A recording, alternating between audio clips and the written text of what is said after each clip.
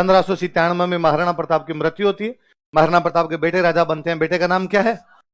अमर सिंह। उधर बादशाह अकबर है। 1585 से 1597 के बीच में अकबर ने प्रताप पर कोई भी अटैक नहीं किया।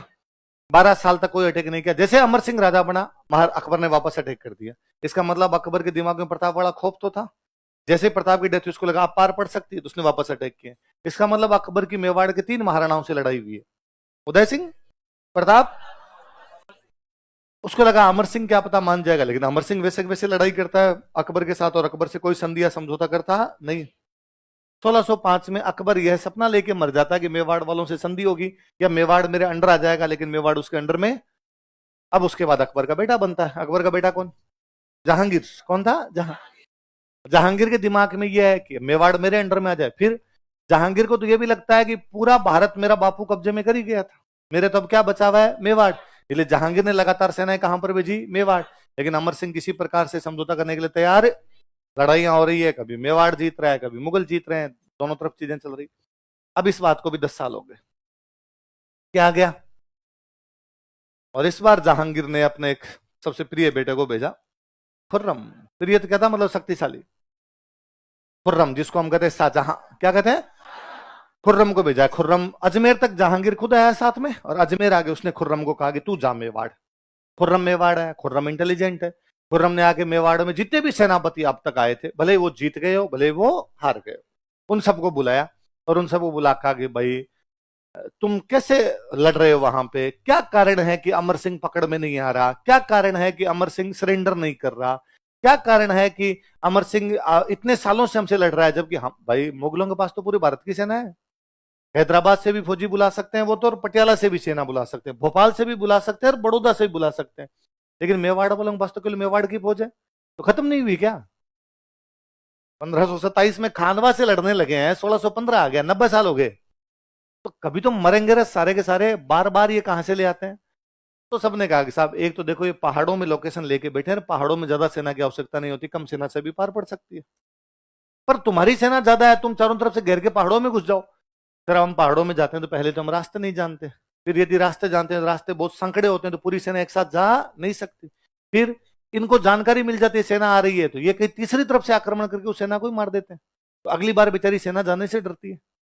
सप्लाई बंद हो रखी है, सप्लाई अपने पास पहुंचती नहीं है, खाने पीने का संकट रहता है यहाँ पे।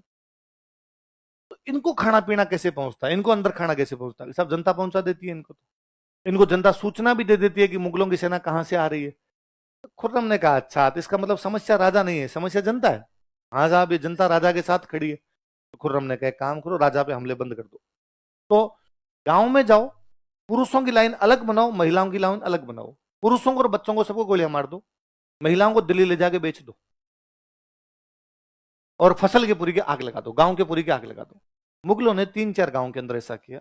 उन्होंने गांव में आग लगाई, महिलाओं की या तो बलात्कार करके मार दी गई, या महिलाओं को दिल्ली ले जाके बेच दिया गया, और पुरुषों को सबको गोलियां मार दी गई। त्राहिमाम त्राहिमाम हुआ। जनता भाग के राजा के पास गई। अमर सिंह का बेटा था, उसका नाम था कर्ण सिंह। क्या नाम था? और कर्ण सिंह को जाके कहा कि भाई राजकुमार कर्ण सिंह, 1527 में खानवा की लड़ाई से लेके 1615 आ गया, मेवाड़ की जनता हमेशा राणा जी के साथ रही। मतलब मेवाड़ में कहावत हो गई थी कि राणा जी कब है बठ उदयपुर। क्या कहावत है बोलो? राणा जी कब है बठे उदयपुर। जहां राणा जी कहेंगे वहीं क्या हो जाएगा? उदयपुर। इसका मतलब है जहां राणा जी कहेंगे हम वहीं रहने लग जाएंगे। उदयपुर राजधानी थी, तो राणा जी जहां रहेंगे वो उसको हम क्या मान लेंगे? राजधानी मान लेंगे। उनका कहना था जैसे राणा जी ने कहा हमने वैसे किया। लेकिन अब पार नहीं पड़ रही साहब। अब थोड़ा देखो, कर्ण सिंह इस बात को जानता था कि भाई मुगल ये चाहते हैं कि हम जनता की रक्षा करने के लिए बाहर आएंगे लड़ने के लिए, और बाहर आएंगे तो दुश्मन की सेना ज्यादा और आपकी सेना कम। 5,000 तो कैसे लड़ोगे 50,000 से? बस मुगल यही चाहते हैं। तो कर्ण सिंह अपने पिताजी के पास गया और उसने अमर सिंह को जाके कहा कि अब हमें संधि ही करनी पड़ेगी, इसके अलावा हमारे पास कोई चारा ना, जनता मर जाएगी, और राजा का पहला कर्तव्य जनता की रक्षा करना। अमर सिंह ने मना किया कि यार मैं ये समझौते संधि नहीं करूंगा, महाराणा प्रताप का बेटा हूं। उसने समझाया कि पिताजी कई बार 2 कदम पीछे हटने का मतलब हारना नहीं है। इसका मतलब है हम एनर्जी ले रहे हैं, अगली बार 4 कदम दौड़ेंगे, सीधी छलांग लगाएंगे 4 कदम, थोड़ा रेस्ट करते हैं, थोड़ी जनता को रेस्ट देते हैं, फिर लड़ लेंगे। लड़ने की क्या है, थोड़े दिन बाद में लड़ाई कर लेंगे। अमर सिंह ने कहा मेरा तो मन नहीं मानता। मंत्रियों ने दबाव दिया सबने, तो उसने कर्ण सिंह को चाबियां पकड़ाई कि अब तुम्हारे हवाले तू जाने तुम्हारा काम जाने। तो कर्ण सिंह ने 2 आदमी भेजे। कितने आदमी भेजे? 2। खुर्रम से बातचीत। किससे? एक का नाम था हरिदास और एक का नाम था शुभकर्ण। कौन कौन 2 है? किससे बातचीत करने के लिए गए? खुर्रम को जाकर भाई हम मेवाड़ की तरफ से बातचीत करने। खुर्रम ने कहा बैठो बैठो बैठो, शाबाश, चाय लाओ भाई 2। मुगलों के भी कितने सालों बाद मेवाड़ संधि के लिए तैयार हुआ है। उनके लिए इससे बड़ी बात क्या थी भाई? उनको भी तो लड़ाई में जोर आ ही रहा होगा, बार बार सेना लेके आओ, सेनापति मर रहे हैं उनके, खर्चा हो रहा है उनका, संधि हो जाए तो उनकी भी शांति हो जाए। उन्होंने कहा लाओ लाओ लो भाई, चाय पानी लाओ। हरिदास और शुभकर्ण ने कहा चाय पानी बाद में पी लेंगे, पहले थोड़ी बातचीत कर लेते हैं। उसने कहा बातचीत क्या है? तुम संधि करना चाहते हो? हाँ। तो फिर ठीक है, तुम्हारा जो राजा होगा उसको हमारे दरबार में भेज दो। मुगलों की संधि का सीधा मतलब होता था जो राजा संधि करेगा वो हमारे दरबार में आएगा, सेना लेके आएगा और हम जहां कहेंगे वहां लड़ने के लिए जाएगा। हरिदास और शुभकर्ण ने कहा रुक तो सही यार, तुम बोलता बोलता, हमारा राजा तुम्हारे दरबार में कभी भी नहीं आएगा। तो फिर संधि, जहां संधि है, लड़ाई बंद कर रहे हैं पर राजा नहीं आएगा, तो कौन आएगा? अब राजकुमार आ सकता है। तो राजा क्यों नहीं आ रहा? जब वो संधि कर रहा है ना, तो राजा संधि भी नहीं कर रहा है, संधि भी राजकुमार ही कर रहा है। खुर्रम ने कहा यार ये तो होता ही नहीं, हम तो पूरे भारत में जब भी संधि करते हैं तो किसको बुलाते हैं? जब राजा आएगा नहीं। संधि का मतलब क्या निकला? हरिदास शुभकर्ण ने कहा वाह, चाहे कैंसिल कर दो भाई और तुम लड़ाई की तैयारी करो, हम वापस जाते हैं, वापस लड़ाई करेंगे। और तो क्या करेंगे, तुम संधि नहीं कर रहे। खुर्रम ने कहा तुम लड़ाई की बात मत करो, प्लीज बैठ जाओ, कोई तरीका निकालते हैं अपने। खुर्रम ने जहांगीर को मैसेज किया कि पिताजी मेवाड़ संधि करने के लिए तैयार है, लेकिन ये कहते हैं कि हमारा राजा तुम्हारे दरबार में कभी भी आएगा, राजकुमार आ सकता है। जहांगीर ने कहा साइन कर संधि पे।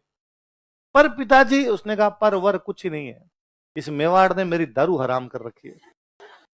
सब यार अंडर में आ गए, ये अंडर में आने के लिए तैयार है नहीं है, ये और आ जाएंगे, संधि हो जाएगी जैसे तैसे हो जाएगी, उसके बाद मैं आराम से बैठ के दारू पीऊंगा। कम से कम लोग ये तो नहीं कहेंगे मेवाड़ का क्या हुआ। अब यार आता जाता मेरे से पूछ के चला जाता कि और मेवाड़ में कौन हार के आया, और मेरी उतर जाती है यार पूरी की पूरी। तो बाद में खुर्रम ने इधर से संधि पे साइन किए, उधर से हरिदास और शुभकर्ण ने किए। तो मेवाड़ और मुगलों के बीच में संधि होती है 5 फरवरी 1615। कब होती है? उस समय मेवाड़ का महाराणा था अमर सिंह और मुगलों का बादशाह था जहांगीर। कौन था? देखो, अच्छा पहले ना जब भी कोई लंबी लड़ाई के बाद में संधियां होती, भाई कई साल लड़े और उसके बाद में आपस में क्या हो गई, संधि, तो शादी ब्याह कर लेते राजा महाराज कि भाई ठीक है रिश्तेदारियां कर लो, तो आगे से कोई भी लड़ाई झगड़ा जल्दी से होगा। जोधा और कुंभा ने आंवड़ बावड़ की संधि की, बाद में जोधा के बेटे श्रृंगार कंवर की शादी कुंभा के बेटे रैमल के साथ हो गई। पर यहाँ मेवाड़ वालों का कोई प्रकार के शादी ब्याह नहीं होंगे। मुगलों ने कहा हम कर भी नहीं रहे ना, लिखो लिखो। अच्छा मुझे एक बात बताओ, हम मेवाड़ को उसके संघर्ष के लिए याद करते हैं संधियों के लिए? पर यहाँ तो संधि हो रही है, इसका मतलब वो जो संघर्ष की भावना वो कमजोर पड़ रही है कि बढ़ रही है? वो संघर्ष की भावना किसके टाइम से शुरू हो गई थी? सांगा। मुगलों से किसके टाइम में लड़ रहे? सांगा। प्रताप ने उसको और पीक पे लेके चले गए थे, लेकिन अब वो क्या पड़ गई? देखो, तो कंपनी ने अंग्रेजों के राजा को कहा था, जो इंग्लैंड का राजा था, कि हमें भारत के राजा से छूट दिलवा। तो अंग्रेजों का राजा था, उसका नाम था जेम्स। क्या नाम था? तो जेम्स ने अपना दूत भेजा। वो कौन था? किससे बातचीत करने के लिए? जहांगीर। क्या बातचीत? टैक्स में थोड़ी क्या दे दी जाए, छूट दे। अब वो जब यहाँ आया तो उसने नोटिस किया, जहांगीर का दरबार नोटिस किया, तो उसने नोटिस किया कि जहांगीर के दरबार में एक राजकुमार है। अच्छा, कर्ण सिंह नया नया आया था जहांगीर के दरबार में, तो जहांगीर उसको बड़ी रेस्पेक्ट दिया करता था, जहांगीर उसकी पूरी बातें मानता। कर्ण सिंह जहांगीर के एकदम पास में बैठता था, जहांगीर उसके साथ में जाता, साथ में आता, साथ में शिकार करने के लिए जाता। तो उसको लगा कि ये सबसे महत्वपूर्ण आदमी। तो उसने बाकी लोगों से पूछा ये कौन है जो राइट में बैठता है? तो उन्होंने कहा मेवाड़ का राजकुमार कर्ण सिंह है। इसके साथ इतनी क्यों बनती है?